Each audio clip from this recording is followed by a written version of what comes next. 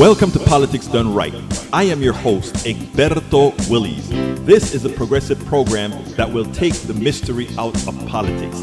This is the program that will encourage you to make sure government becomes we the people. Whether you are liberal, progressive, conservative, or otherwise, you get to air your point of view. We are an independent media outlet that, unlike mainstream media beholden to corporations, we only owe allegiance to you. Remember, you can also send me a tweet at EGBERTOWILLIES. That is at Egberto Willies.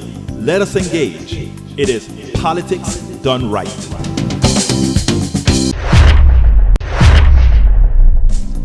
Well, folks, welcome to one more edition of Politics and Right. I'm Egberto Willies, your host. Thank you so kindly for being a part of the show.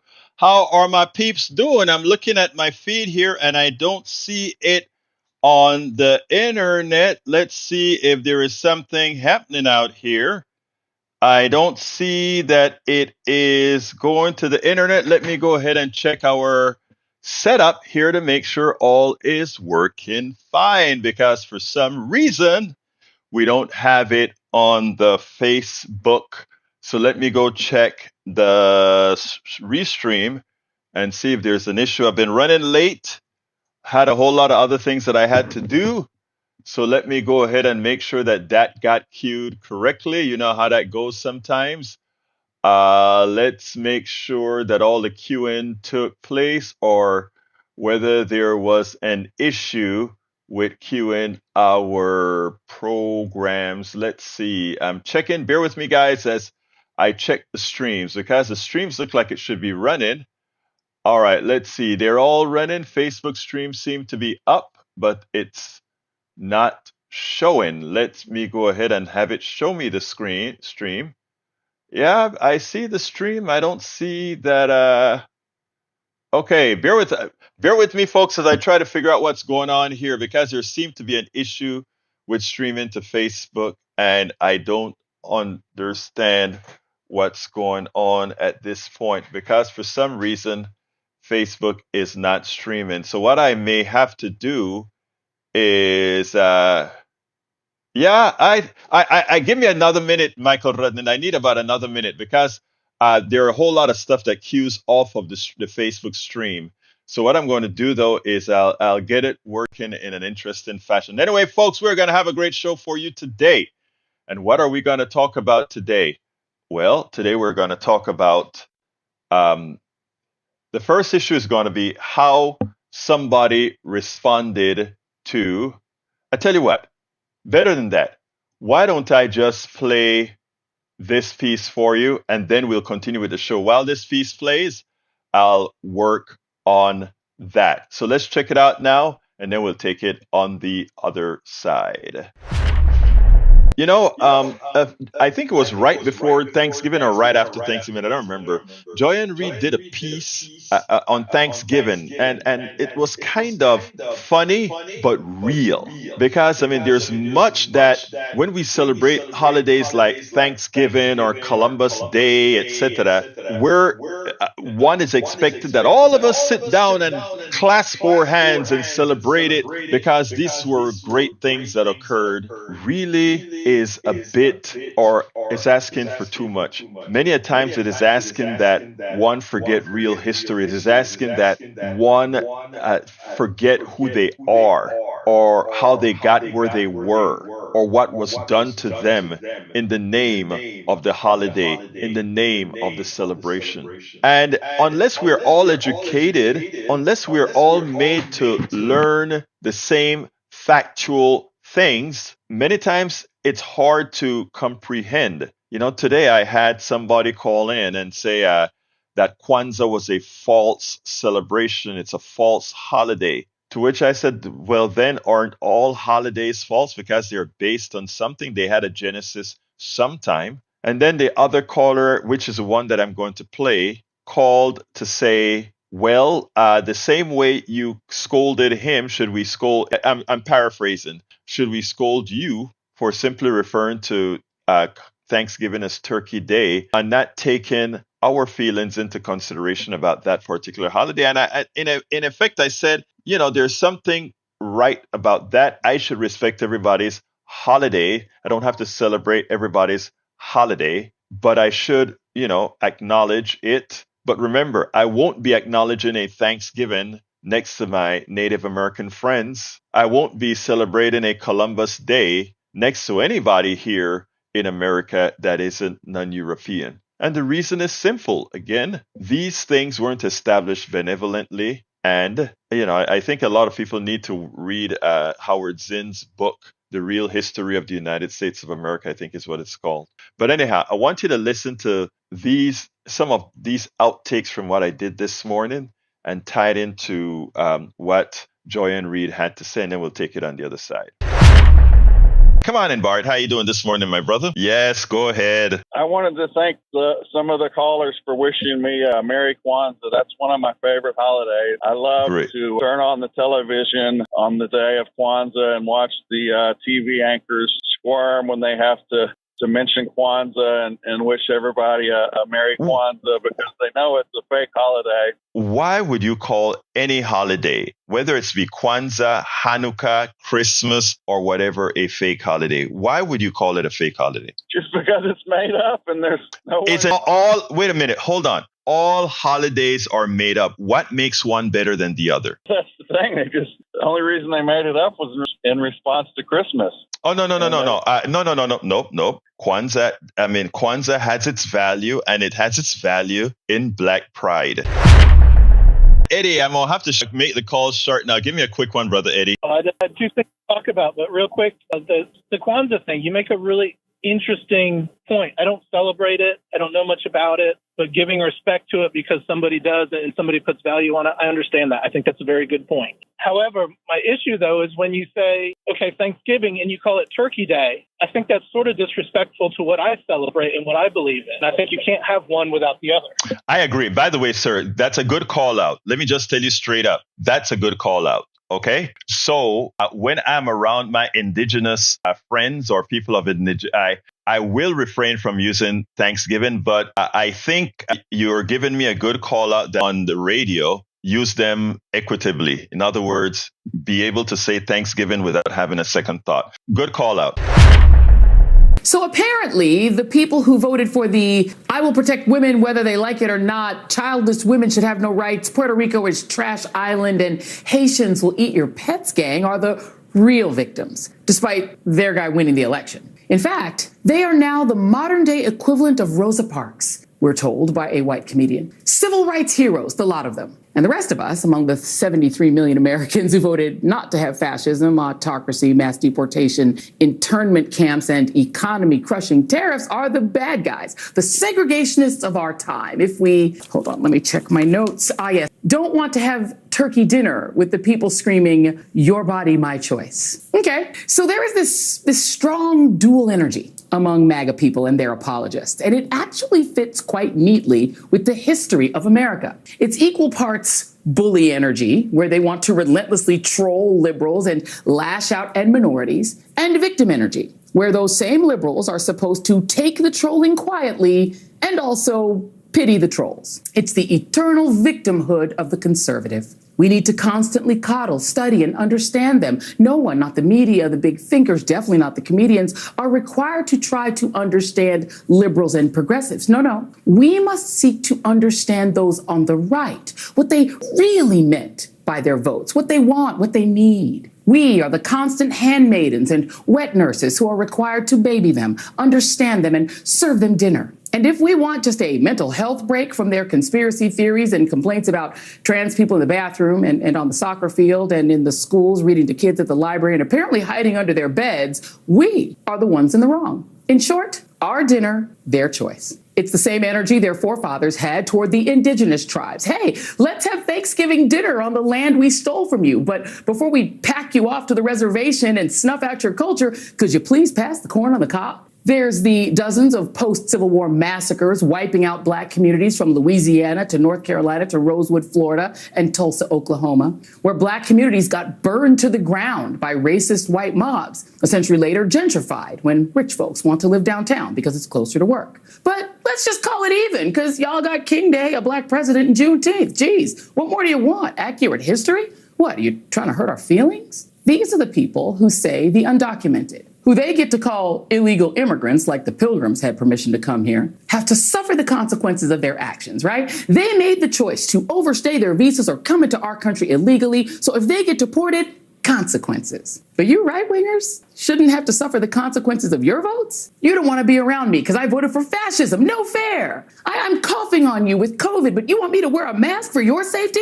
No fair. My body, my choice. Well, here's an alternative thought. Make your own dinner, MAGA. Make your own sandwiches, wipe your own tears, troll amongst yourselves with Elon, and leave us alone. You got your heart's desire, the president you dreamed of, and worship instead of Jesus. And this time, you didn't even have to storm the Capitol, smash the windows, or try to kill police officers or issue death threats to poll workers. See? You did it just by voting this time. Congrats. You got your way. And he even got away with breaking the law. Yay. But if you expect the 73 million who voted for the prosecutor, not the felon, and particularly the 92% of black women who voted for Kamala to give you a cookie for your vote, a trophy, a hug, a high five, you might be asking too much. If we want to eat with you, we will. But if we just want some peace over the holidays and we don't want to put up with your trolling while we eat our tofurkey, get over it. Stop acting like we owe you. And for God's sakes, stop whining. It's embarrassing. Our Thanksgiving, our choice.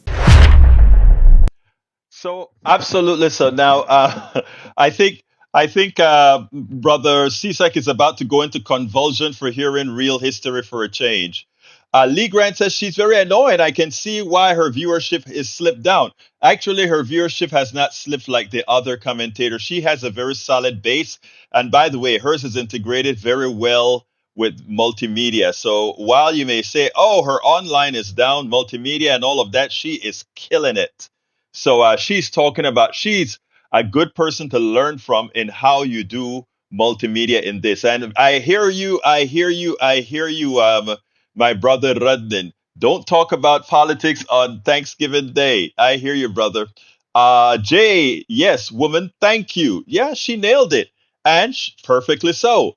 Lee Burkett says this guy has a way with words. Yeah, the guy that spoke about, well, which guy? I don't know which guy you're talking about, Lee the Bearcat. Okay, I hope it works, Magner. I hope it works. Let's try. All right, are you there, Mr. Magner? Yes, sir. How are you? All right, so we're working today. Talk to me, sir.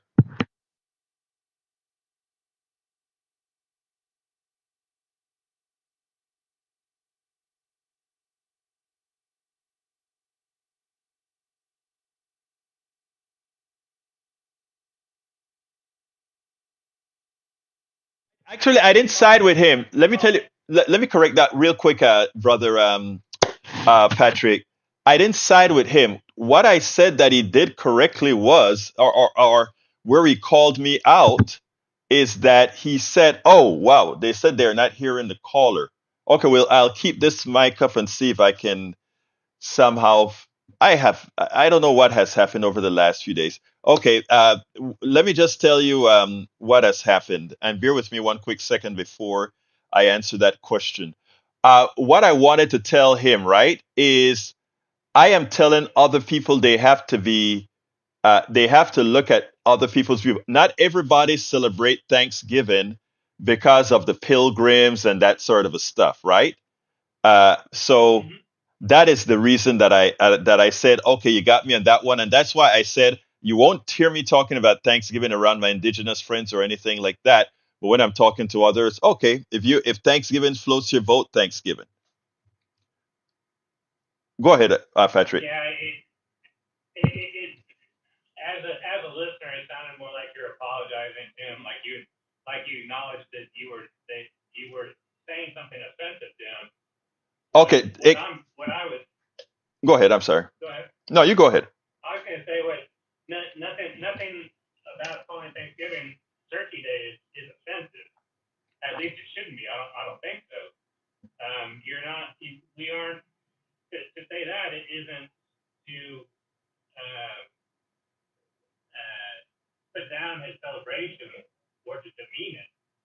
You're just you're trying to include more people. No, I agree with you. I think what he's talking about is just like I told the guy who doesn't acknowledge Kwanzaa, the first caller. I'm saying like, have some respect for it, and you don't have to be scared of saying Kwanzaa or anything like that. I just want to say, like, if in other words, I'm not scared of the word Thanksgiving, I guess is what I'm trying to say. But if it came across like an apology, it wasn't supposed to be an apology. I'm only human. I can come across, that way. Yeah, no, I did. It did sound like an apology. What I would have made a point to him was that you weren't saying anything to tip away from what he is doing, what he is celebrating. In fact, you're celebrating the same way he was. That you felt like you're trying to be as sensitive to as many people as possible. And there's nothing condescending about calling Thanksgiving Turkey Day. Well, that's true. That's true. By the way, callers, can you hear Patrick well now? Because I think I just changed another signal to see if that'll solve the problem. I have to do some work. Somebody change. Well, not somebody, it has to be me, of course. Change some signal that I wasn't sure. But anyway, anything else, Patrick, before we go to the other thing? Yeah, making it as short as possible. Like when if I say Happy Holidays and somebody gets hurt with me and says Thanksgiving or says Christmas, I feel like they're telling me what I need to be telling them, and that's much different than calling something Turkey Day or Thanksgiving. Right. Well, And I think saying Happy Holiday is actually respectful, right? Because you're encompassing yeah, everybody. and everybody'd like to have a nice New Year, Exactly right. including that. Exactly right. Yeah. Exactly. That's all I want to say. We can be sensitive to people without calling them and without changing our what we consider is right. I agree with you wholeheartedly, We're not my trying we're brother. not trying to hurt. Yeah, we're not trying to hurt anybody. If I I say agree Happy with you. Holidays, I want you to have a happy Merry Christmas. I want you to have happy everything. But that's all I wanted to say. Thank you, brother. Have a good one. Thank you. All right. You too. Okay, sorry about that, guys. I'm going to have to figure out what happened, what exactly is happening with our callers right now. Patrick is on speaker, sounds like. No, actually, I think that's my fault. I got to spend some time to go through this one piece at a time. We need to be respectful of everybody's feelings. I agree with that. And I try to do that. And where I'm called out, I try to acknowledge it. Sometimes I do it in real time. Sometimes it doesn't go across as it should, as Patrick just pointed out as well. Anyhow, folks, let me tell you, the FBI director resigned, and I am very interested to see the kind of Comedy Central we're going to have with the cast of characters that President Trump is putting into office. We think about Gabbard. Oh my God! You think about Hegseth. Oh my God! You think about Patel. I mean, it's going to be Comedy Central in all these positions, and the rest of the world is cracking to hell up. I'm telling you from other papers, okay? A lot of us don't read international papers.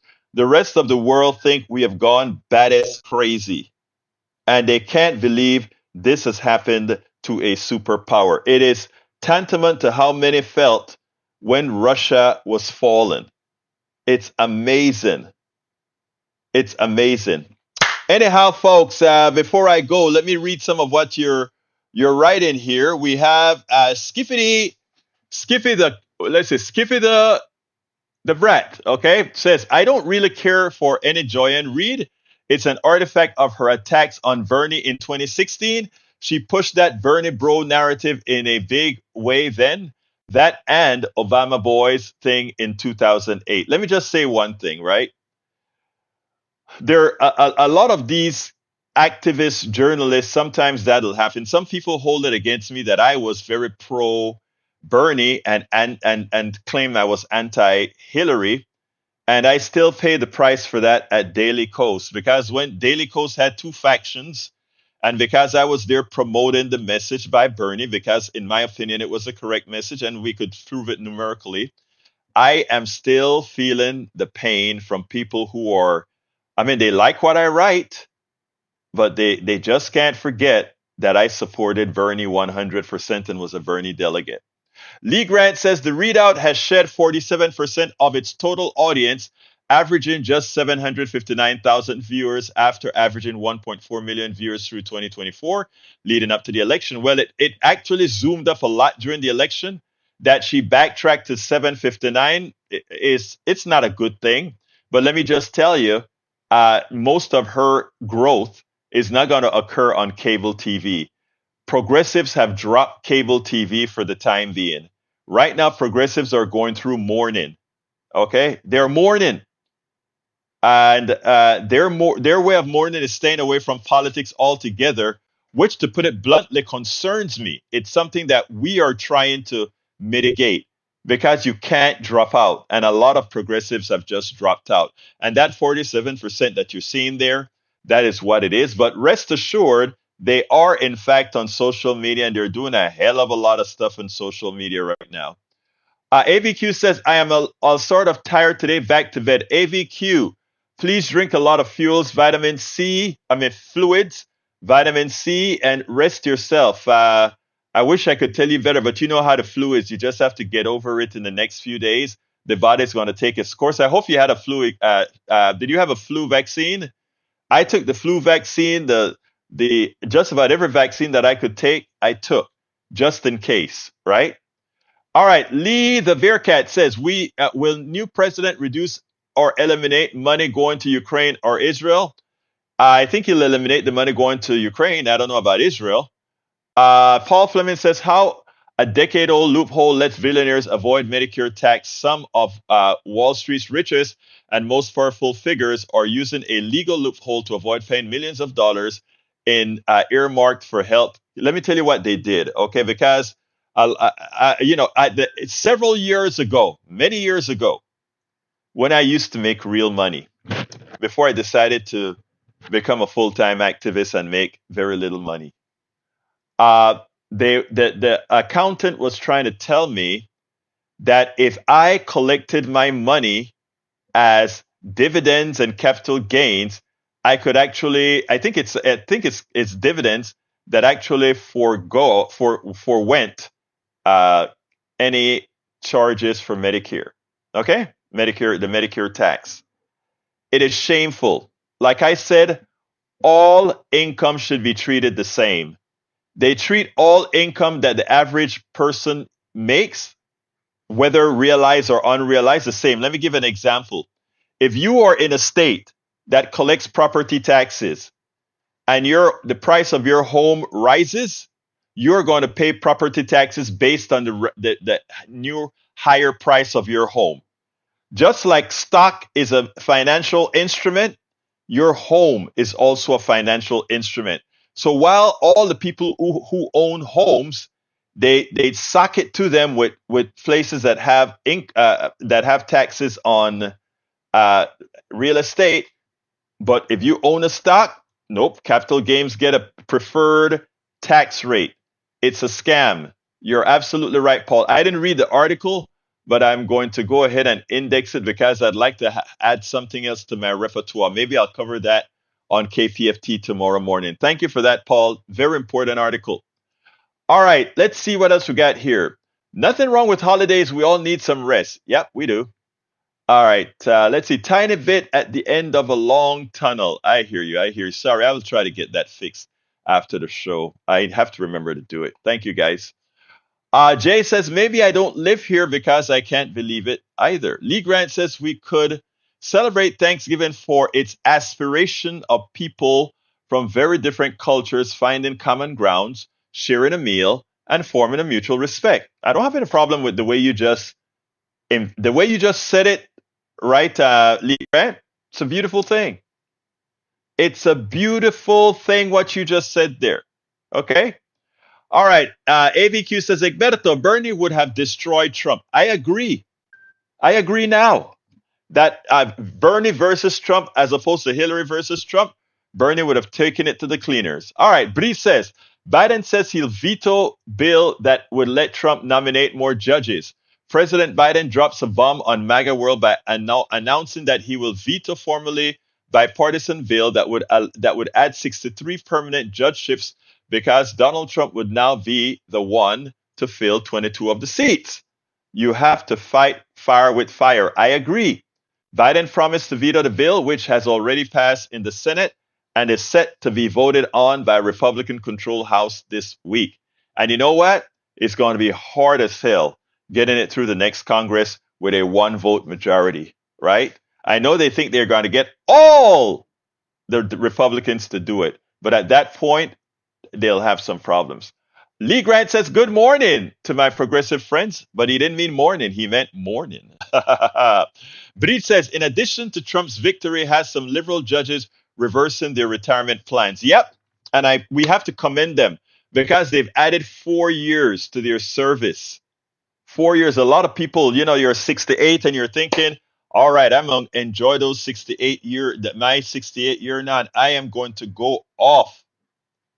But no, they said to save this to save this country, they won't do it. Thank you for that, Breach. All right. By the way, I wrote an article on my Substack that I want everybody to read.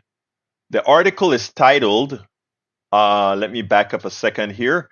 I want to put it on the screen. I'd love for you guys to all read it. And if you can, there's a video that goes along with it for those who decide that they are going to support us via becoming subscribers of our channel, paid subscribers. But whatever the case may be, please read this article that I'm going to put in there when you get a chance. It is I titled it, Why Solving America's Problems Requires a Willingness to Look in the Mirror with Clear Lens. Check out that article when you get a chance, guys. All right, what else have I got here? Let's see. Let's see what we got here. AVQ says flu shot, yes.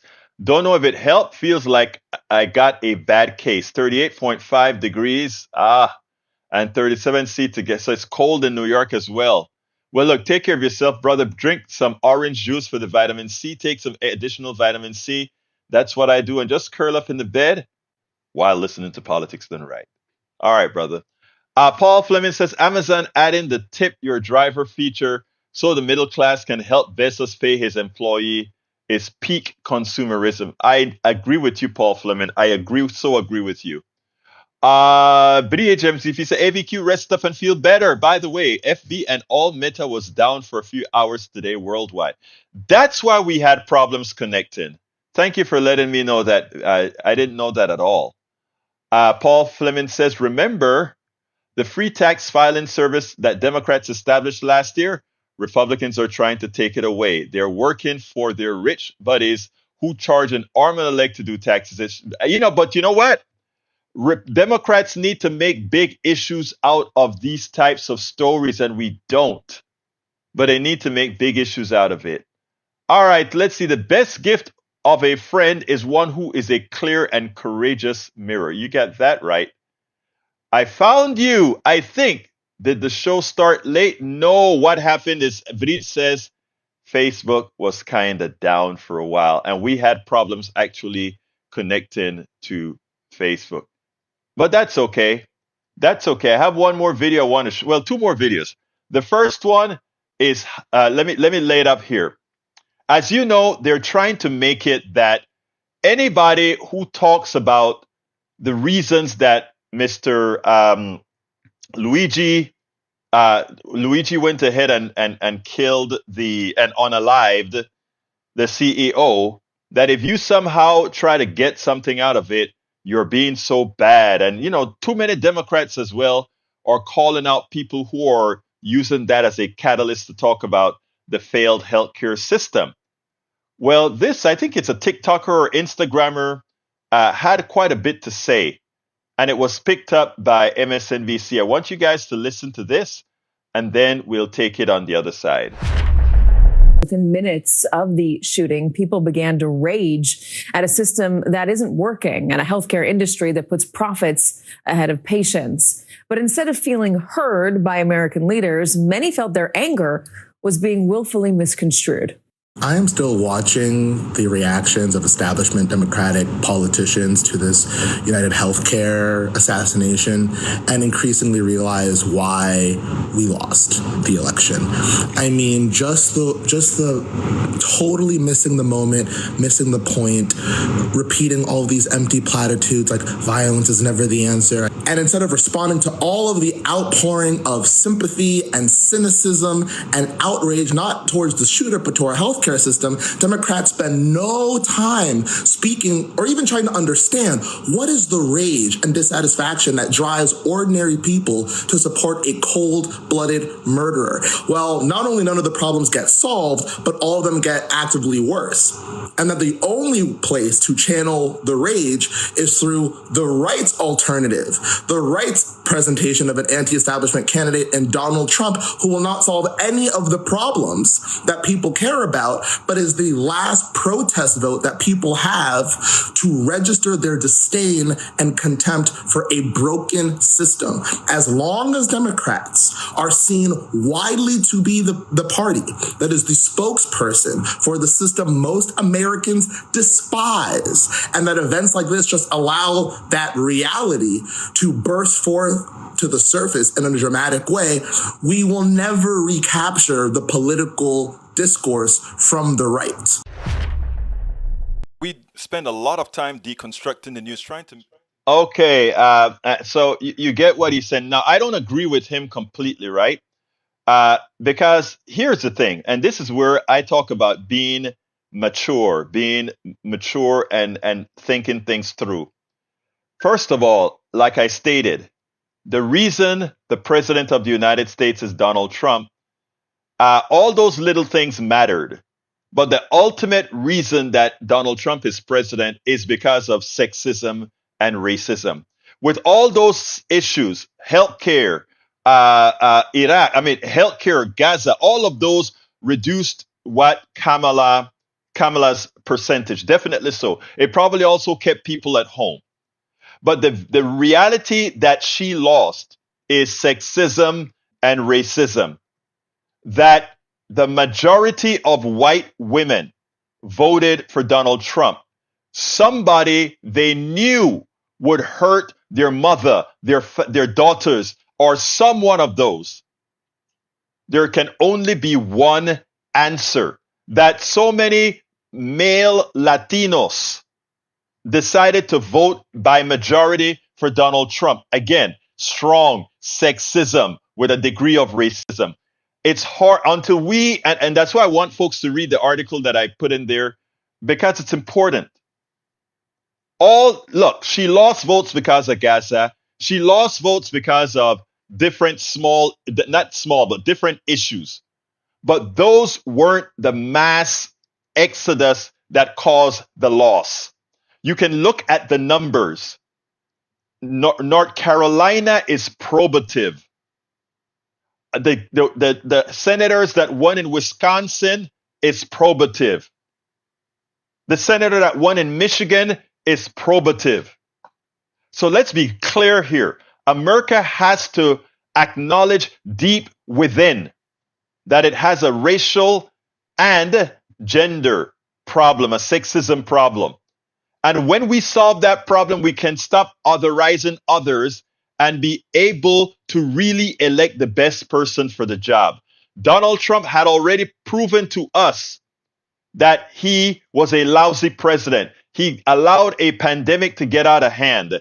He allowed, he misrepresented people. He took us out of the Paris Accords. I mean, we can talk about how this guy was a clear and present danger, not only to the United States, but to the world. And as opposed to the American people saving the world, the American people put the entire world again in jeopardy. They put the Defense Department in the hands of Hegseth, a man who hates women. They put our DNI in the hands of a woman who we know is incompetent for that particular job. We know he attempted as Attorney General to put a sick rapist as Attorney General. That is who we elected. Well, not we. That's who right-wingers elected. And those of us that didn't vote, you did that election as well. But again, he didn't win because of what the brother just spoke. But what the brother just said is just as important. And that is Democrats got to get with the program that actually says we understand that killing is wrong, but we also understand that we need a new healthcare system altogether. Punto y final. A new healthcare system. Anyway, I got another video that I want you to listen to, and this one has to do with the deep state. Who really is the deep state? And you know, it's always a person pointing the finger that you got to look at. You know, Donald Trump and his sycophants, Donald Trump and the Steve Bannons and all these other guys that are the Patel, etc., always like to talk about deep state, you know, as if the dedicated people in the government somehow they want to constantly give trouble to Donald Trump or somehow always put him under investigation or somehow spy on him. But you know what we talk about a lot here? Whenever you're pointing that finger, there's several more pointing back.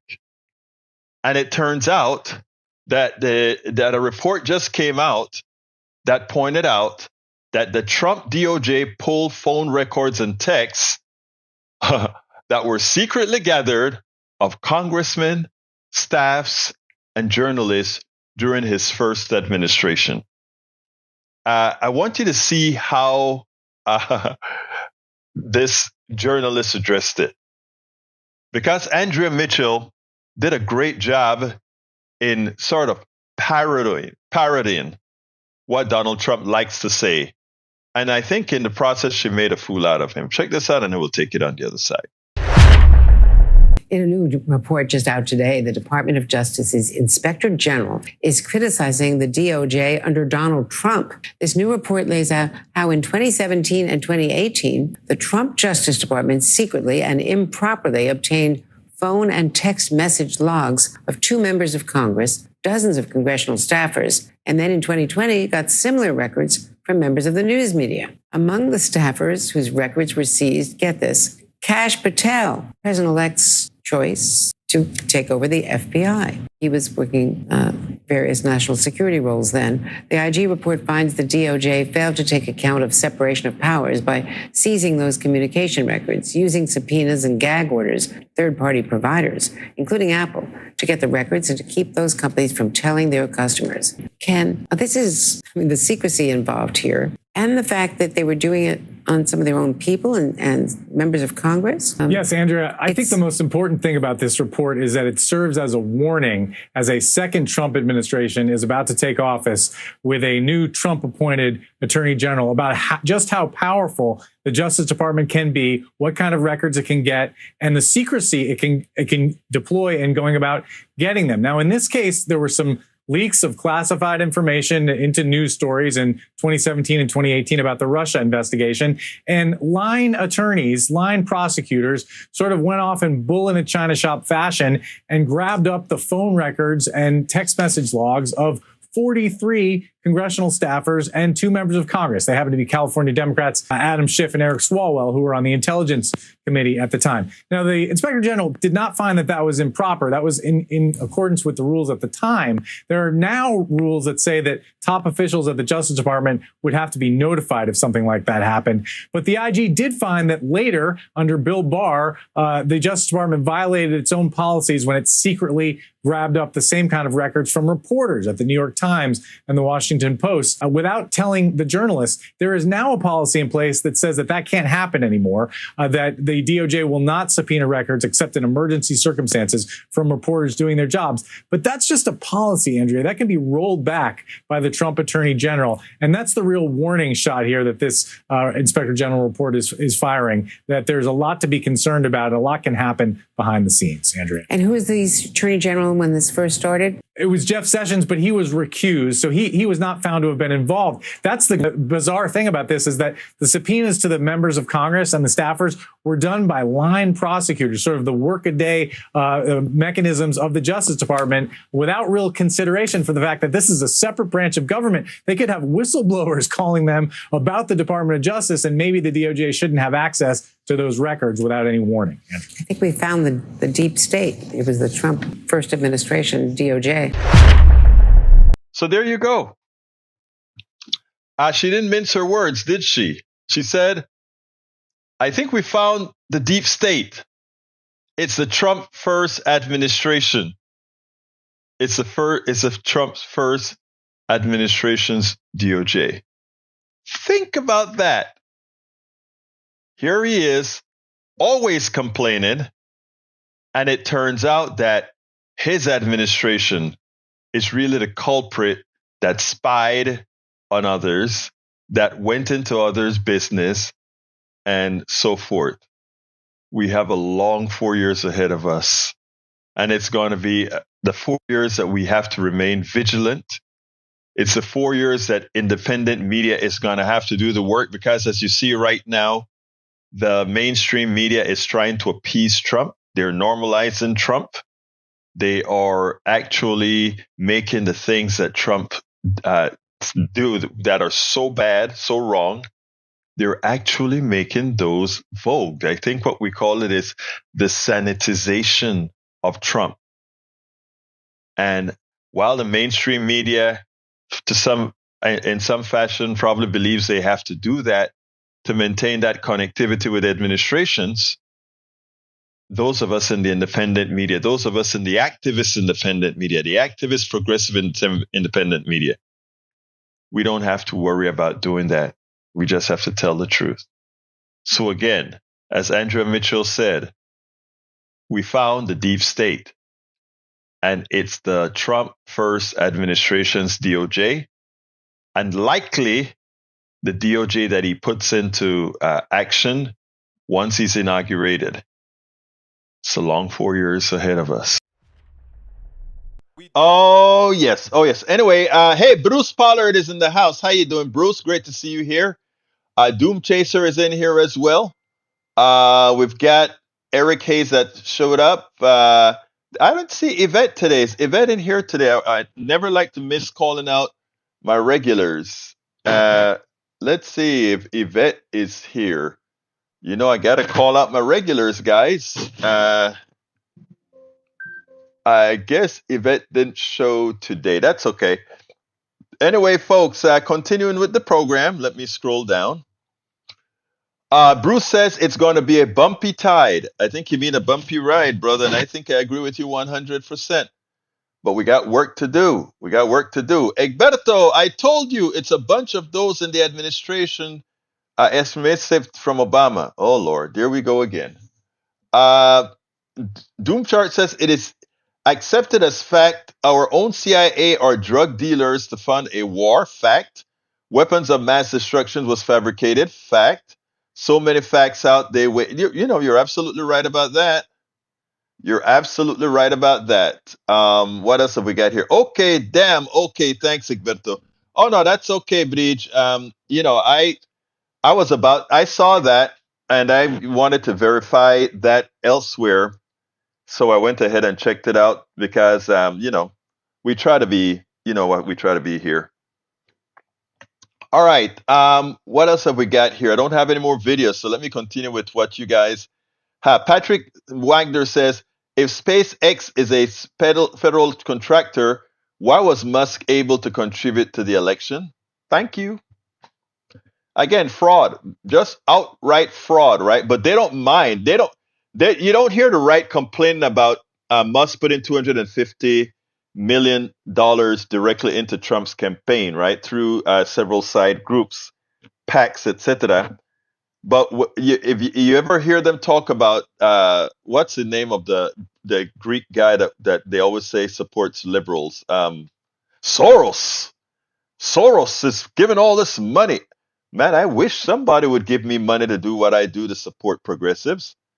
But the only thing I get for supporting progressive is whenever people sign up for my newsletter as paid newsletter. Wish I got more than that. Anyhow, Eric says SpaceX is so important to NASA. Well, yeah, because they made it so. You know, if NASA sells its soul to Elon Musk, we can't help it, right? I mean, it's I think one of the dumbest move they've ever made. Again, I work for NASA, and if NASA would just go ahead and become work the contractors and don't make the contractors dominate them, that would make a lot of sense. You can donate 3,300 to a candidate. Musk can donate millions. Can you believe that? That's what I always talk about, the corporation having more speech than the average person. So even if they want to say money is speech, they have to allow the maximum speech be equal. They can't say we're going to cut personal speech, but not cut corporate speech. It's amazing, isn't it? It's also very sad. I'm glad that you actually saw that. I'm glad you saw that. Uh, let's see. Better than Bowen. Well, you know, Bowen uh, got fat and lazy, and we all know now that all the things that Bowen is flying. We have to be careful with the flights that they take these days. We don't know if they try to hammer those screws in and put undue stress in different areas of the plane. We don't know that. And you know what I'm talking about, Bruce.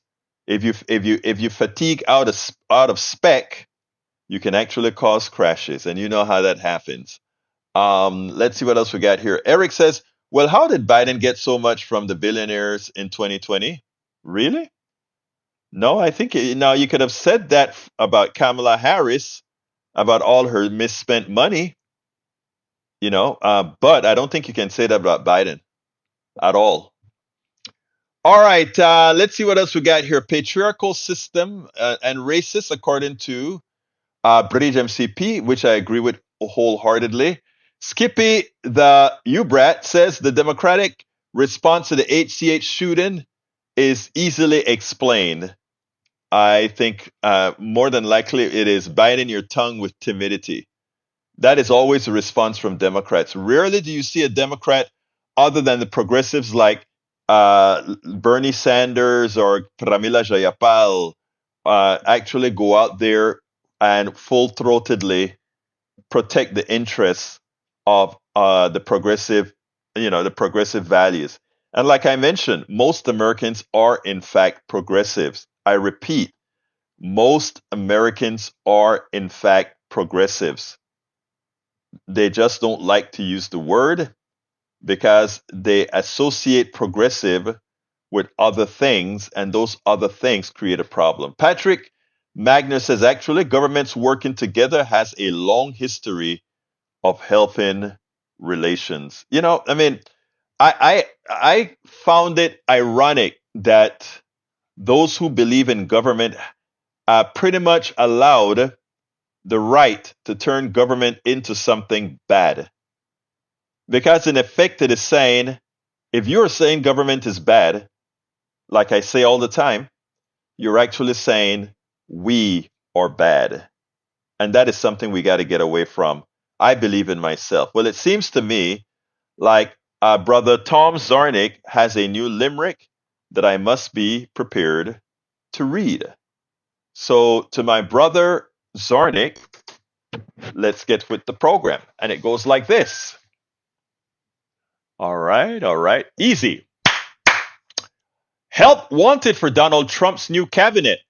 Must lie like Pinocchio as a MAGA marionette. To Trump, the completely loyal, bathe yourself in gas and oil. On the Capitol, don't be a gargoyle. Against Dems and rhinos rage and boil.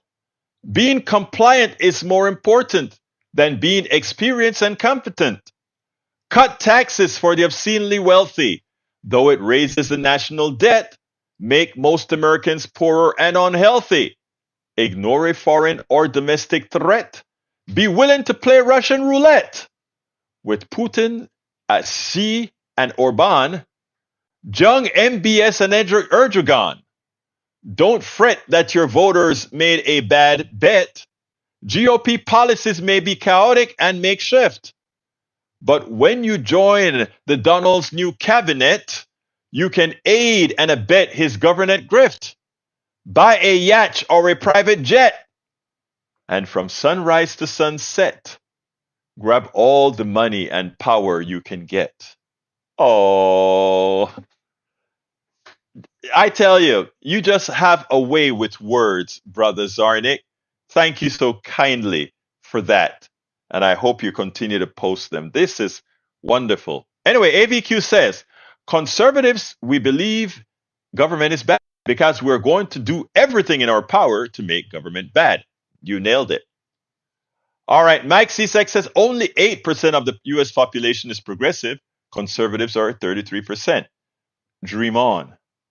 Dream on and dream on. Cut their Social Security, cut their Medicaid, cut their Medicare. See how many really are progressive versus conservative. It's that simple. Okay, what else have we got here? Paravet. 10 biggest donors. Not interested in the billionaires. But anyway, folks, we are coming near the end of the program. I have to drop. Enjoyed the show. Y'all have a great evening. Thank you so kindly for having been here. Skippy the two Brett. Thank you so kindly for having been here. But anyhow, folks, remember, please support the program by one, you can go to politicsdoneright.com/support and provide support in whatever form you so choose. But there are other options. We would love for you to consider becoming paid subscribers of our newsletter. And how do you do that? You go to politicsdoneright.com/newsletter. politicsdoneright.com/newsletter. You you get our newsletter. You also get a chance to read all our books, all the special little gifts we have in the paid section of every newsletter that goes out. But again, the most important thing that you're doing is ensuring that we can go out there and tell the truth. Go out there and do what we're doing here. This is 100%, and I mean that from the depths of my heart. All of this is 100% supported by you. You're the one that completely pays for this. You're the one that allows us to enlighten others. You are the ones that continue to make this a possibility. So please continue your support. And for those who aren't supporting, we need to look, we are only at 10% of the amount of people subscribing, paid subscription to our newsletter to be able to continue this indefinitely. So I ask kindly again, please consider supporting our newsletter at politicsdoneright.com/newsletter. Anyway, folks, I got to get out of here. My name is Egberto Willies. This is Politics Done Right. And you know how I end this baby. I am what? Out!